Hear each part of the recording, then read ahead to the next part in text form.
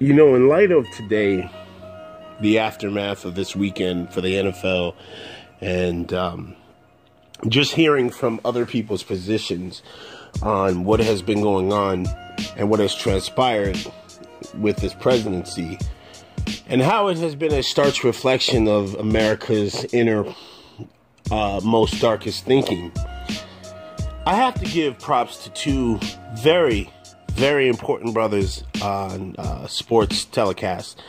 The first would be Shannon Sharpe, and then the other would be somebody, I'm going to be honest with you, who surprised me.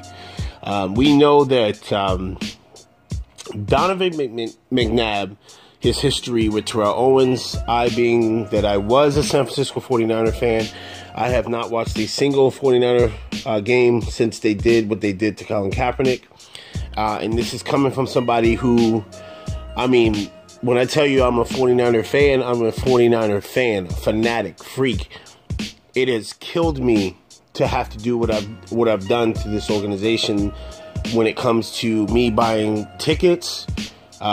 Being that I live here on the East Coast, I literally, if the Niners played any team on the East Coast, I was there. If it was closest to Philly, I was there. Okay? I have not given a dime to the National Football League since what they have done to Colin Kaepernick. So that just gives you an example.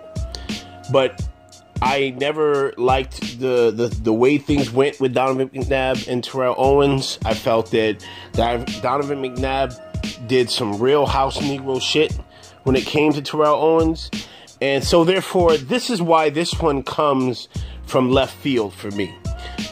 Shout out to Donavan McNabb.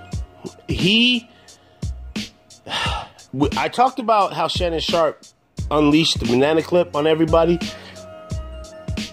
Donavan McNabb told Stephen A. Smith to his face today, and everybody else who was in arm in arm, how dare you, as a hypocrite, sit there and now be upset with what, number 45 has done. Now you have a voice. Now you want to speak about issues. Now he's unpresidential. Now he's somebody who's not fit for office. Where were you last week? This draws back and harkens back to what I said in my live stream. I'm not letting the NFL owners off the hook, and neither is Shannon Sharpe, Donavan McNabb, and many others. Don't be fooled by this shit. And Shannon Sharpe said it today. Where are you going to be next week? Okay? You had this huge little uproar right now. But where are you going to be next week? Donavan McNabb put it to Stephen A. Smith's face. Where were you? All right? He didn't need to call out Stephen A. Smith, but he said point blank, it's hypocrisy at its finest that now people are up in arms. And what I love that Donavan McNabb did, he still gets it. He even made sure people understood it. And if you notice, Stephen A. Smith refused to touch it. He said point blank, Colin Kaepernick was blackballed and treated the way he was treated because he was trying to highlight how black and brown people are being killed at a disproportionate rate in America. And Stephen A., I'm telling you, if you were one of those forensic body readers, you saw, he understood in that moment, he is to be grouped with those same hypocrites because he's a fucking coon.